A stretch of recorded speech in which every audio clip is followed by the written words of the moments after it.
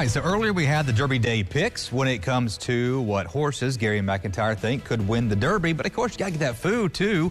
So Sharon Oliva has been here several times with me. You were here last year doing Derby dip. I was. We did like a little chocolate pecan Derby dip this year. Did. This year, you're going hot brown style. That's correct. So we're going to take that classic Kentucky hot brown open face sandwich. We're going to take some of those classic ingredients and we're going to make a dip. Okay. It's super simple, but I have to say you have to do a little preparation prior to. Okay, so lead us through it. What all did you do? Okay, so let's get started. What we need to do is we have 8 ounces of cream cheese. So just a block of cheese. Just a block of cheese at room temperature. That'll make it easy for us. And then we're going to put some Greek yogurt in there. Okay. And then we're going to put a quarter teaspoon of nutmeg. That's going to give it that little nutty taste to it. So just a quarter teaspoon. Which, when it comes to nutmeg, you don't have to use a lot anyway. No, you do not. When it comes to that spice. And can you just mix that up? Okay. And then we're going to, we have a cup and a half of cheese, and we're going to probably just put about a cup in there. Okay, go for it. Yeah, the rest of it you're going to use on the top, so that's fine. And what kind of cheese was that again? This is white cheddar.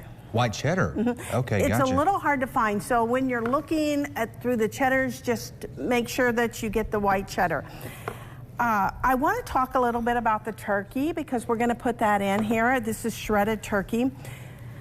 This is the step that you may want to do the day before or the morning. Okay. You know, in April and May, it's a little hard to find a turkey breast, a fresh one.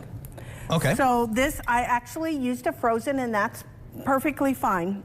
And so what I did in my slow cooker, I put 4 cups of broth, and I put some sage, some thyme, and some rosemary in the water, zest of lemon, in the broth, and a zest of lemon, and salt and pepper. Put the turkey in there. Oh my gosh, Joe, the house smelled fantastic. I bet so. It smelled like fall. It smelled so good. Yes, I bet it did. And I actually made more than I needed for the dip. And so you could, if you do that, you could whip up some mashed potatoes and gravy and have a second meal on that, that extra turkey that you have. So I made the turkey and then shredded it, and now we're mixing it in with the other ingredients. Man, I mean, this just smells amazing. Oh, it's so does. good. It's so good. Then we just want to get a casserole dish, and I'm using this one. You know, my sister gave this to me a couple Christmases ago, and it was so pretty I didn't want to use it. Have you ever had anything you didn't want to use? Well, you know what? You should use it.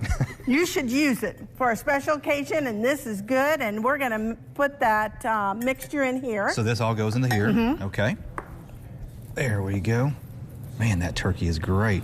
You went the extra mile by doing it that way. That turkey is delicious. So then you just kind of probably evenly spread it out through there best as you can.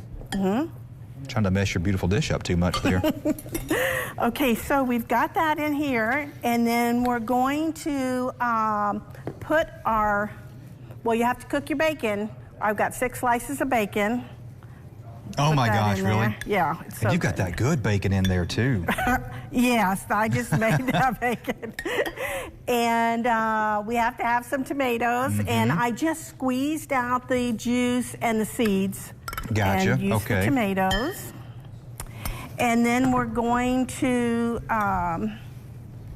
put some cheese. What kind do you have? Romaine? Okay. Oh, I love romaine cheese too. And then our little extra cheddar on the top. And there it goes. Isn't that it's so good.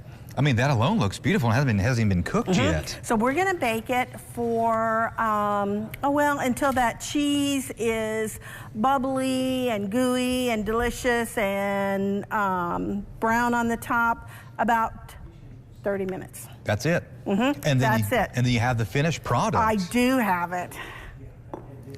I bet Tony is loving your house right about now, your husband, the smells you're creating. So this is the finished product right there.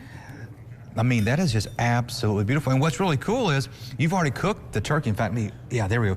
You've already cooked the turkey, so really you're just putting it in the oven just to warm things up and melt the cheeses and everything. Cheese melted. And then you just serve it with some kind of pita chips. What's like? You could, whatever you like. The pita chips are good. The Hawaiian sweetbread would be good. Oh, that would be great. Yeah, you're right. Whatever you, no carbs, you could go vegetables on there. And then what I thought, well, what do you think? Sharon, that is wonderful. And you know what I was thinking, like at Thanksgiving, if you have leftover turkey, you could freeze that and use it for your holiday parties. Wow. You could make this for the holidays. Absolutely. Sharon, you've done it again for us. There it is. And I will have Sharon's recipe for you later today on TriStateHomepage.com under the Joe's Kitchen section. We'll get a little bowl here for Ron so he can try it coming up.